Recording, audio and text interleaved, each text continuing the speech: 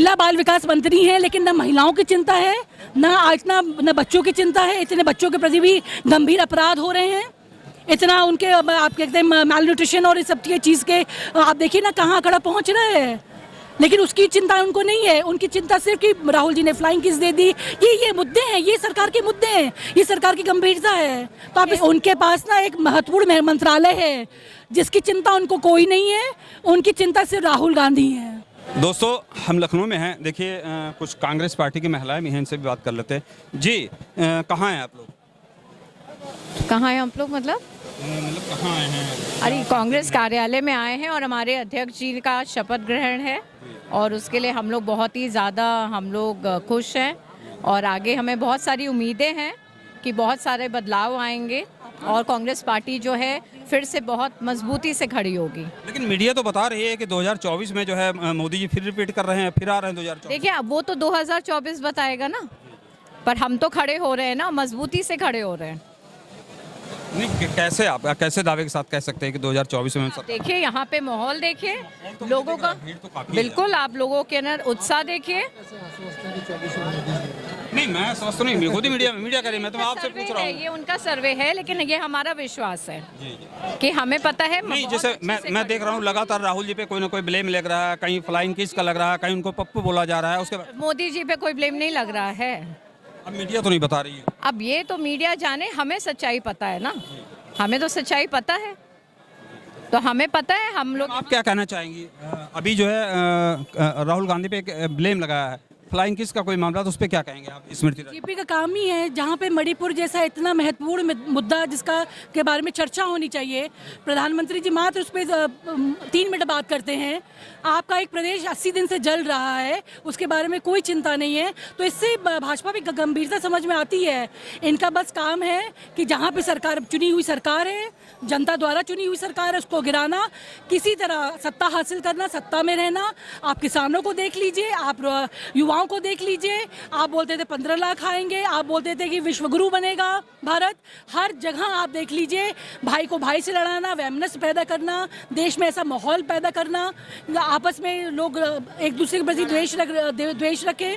तो इनका एजेंडा बिल्कुल अलग है। इनका एजेंडा मतलब कि भारत को आगे ले जाने का है ही नहीं। इनका एजेंडा सिर्फ सत्ता में रहने का है, किसी तरह इनको सत्ता काबिज करनी है, ये इनका एजेंडा है। बाकी आप चाहे कोई भी मुद्दा, महिलाओं का की आप बात करिए, चाहे आप युवाओं को देखिए, चाहे आप किसानों को देखिए, आप टमाटर का दाम देखिए, आसमान छू रहा है। एक आम टमाटर की आपने बात की, मुझे एक बात याद आ गई। गरीब परिवार आप बताइए 400 रुपए किलो टमाटर ले सकता है? पेट्रोल डीजल की बात करिए, आप कह रहे हो, आप गैस सिलेंडर की बात करिए।